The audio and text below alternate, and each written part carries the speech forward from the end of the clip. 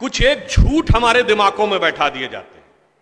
जैसे आप सब ने यह कथा पढ़ी होगी कि एकलव्य का अंगूठा कटवा लिया द्रोणाचार्य ने, पढ़ा है ना आप सब ने? पर ये बताइए कितनों ने महाभारत में स्वयं पढ़ा है? मेरे विचार से हम में से किसी ने भी कभी महाभारत में वह प्रसंग पढ़ा ही नहीं होगा एकलव्य वाला। और अगर हम यह भी विनम्रता से पूछे कि महाभारत के कौन से चैप्टर में है, तो भी शायद हम में से किसी को ध्यान नहीं होगा कि महाभारत के वन पर्व में एकलव्य का उल्लेख है। मगर देखिए मार्क्स और मैकाले का प्रभाव कि हमारे दिमागों में ऐसा भरा हुआ है कि हम ग्लानि से आबद्ध हैं बगैर पढ़े हुए। अब मैं आपसे कहूंगा, जाइएगा, जाकर पढ़िएगा। अवेलेबल हो तो इंटरनेट पे जाके सर्च कर लीजिएगा, ना हो तो राम जो महाभारत सीरियल आया था उसका एपिसोड जाके यूट्यूब पे देख लीजिएगा।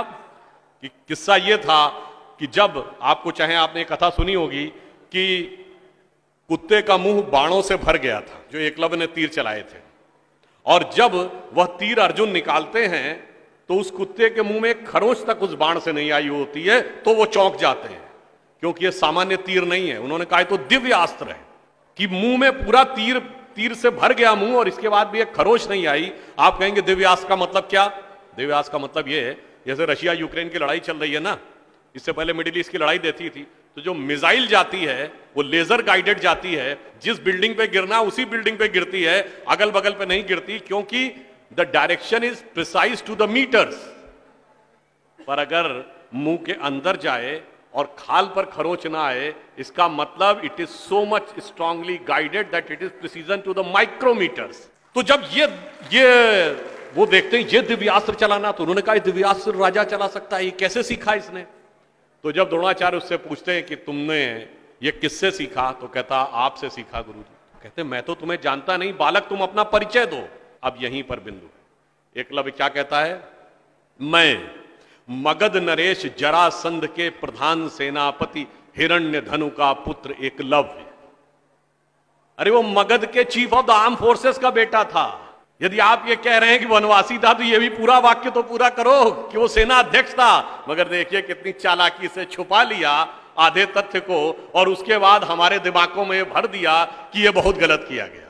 बताइए, हमारे हिंदू धर्म के दो महाकाव्य, रामायण और महाभारत, दोनों का रचयिता कौन? रामायण का रचयिता महर्षि वाल्मीकि, जो संस्कृत के आदि कवि माने जाते हैं।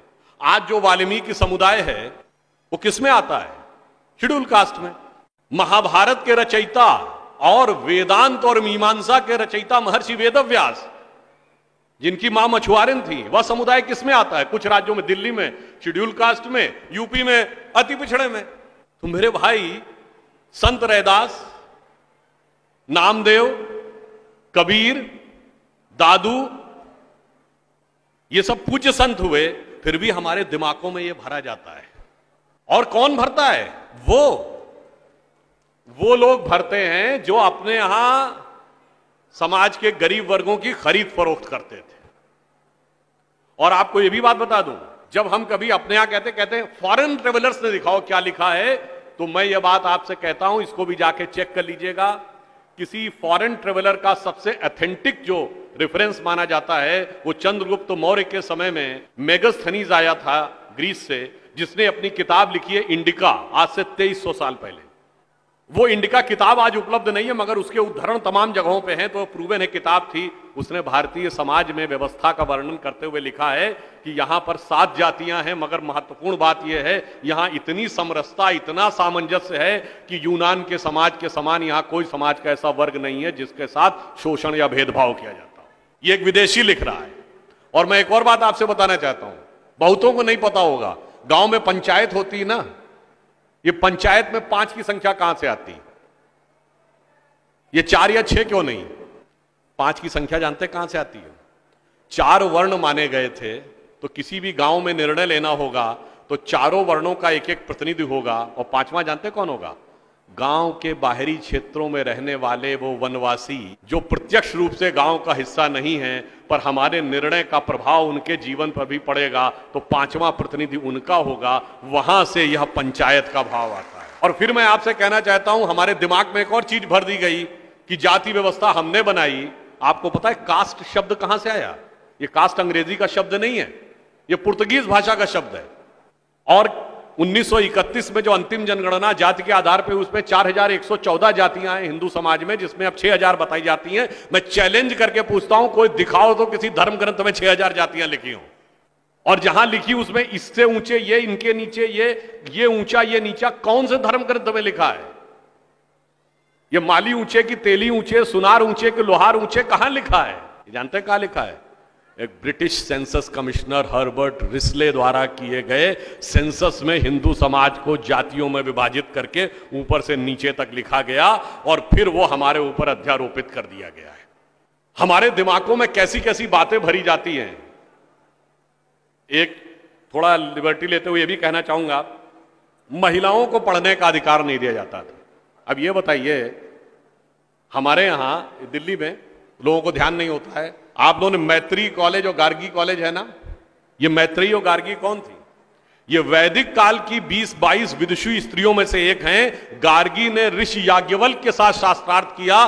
फिर मैं चैलेंज करके कहता हूं, दुनिया में कोई दूसरा धर्म संस्कृति बताइए जहां धर्म पे टिप्पणी करने का अधिकार किसी महिला को हो और किसी धर्म के ज्ञाता के साथ शास्त्रार्थ करने का अधिकार। फिर हमको समझाया जाता है कि हमारे यहां बराबरी नहीं थी। अरे आप सबको याद हो, सबसे प्रख्यात शास्त्रार्थ कौन सा है? आचार्य मंडन मिश्र और आदि शंकराचार्य के बीच में, दोनों के बीच में जो शास्त्रार्थ हुआ उसका जज कौन था? आचार्य मंडन मिश्र की पत्नी उभय भारती। फिर मैं चैलेंज करके पूछता हूं, पहले दुनिया कोई धर्म बताइए जहां टिप्पणी करने का अधिकार स्त्रियों को हो और जज बनने का अधिकार हो डिस्कशन में। उसके बाद हमसे कहते हैं कि साहब बराबरी नहीं थी। इसलिए मैं कहना चाहता हूं कि हमारे यहां तो समाज में जिस प्रकार से एकाकार करके सबको साथ में लिया जाता था, बराबरी का तो आलम यह था, बराबरी नहीं थी, यह सच है। हमारे यहां बराबरी नहीं थी, हमारे यहां मातृशक्ति को पहले रखा जाता था। इसीलिए हम क्या बोलते हैं? सीताराम, सीता पहले राम बाद में।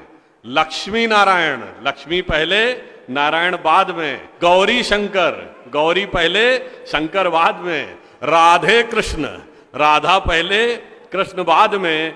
माता पिता, माता पहले पिता बाद में। और इसीलिए हमारे जितने भी प्रतीक हैं, भारत भी माता है, धरती भी माता है, प्रकृति भी माता है, गीता भी माता है, गंगा भी माता है, गाय भी माता है, गायत्री भी माता है। और ये केवल कोई आध्यात्मिक धार्मिक बात नहीं है। वर्ल्ड की डॉक्यूमेंटेड हिस्ट्री में अगर पहली बार कोई वुमेन रूलर रही है तो गुप्त वंश के समय में 4वीं शताब्दी में प्रभावती गुप्त ने शासन किया है। उसके बाद अहिल्याबाई होलकर, रानी दुर्गावती, रानी झांसी, वो सब तो आपने बहुत सुना होगा। अब वो लोग आके हमको समझाते हैं कि बराबरी नहीं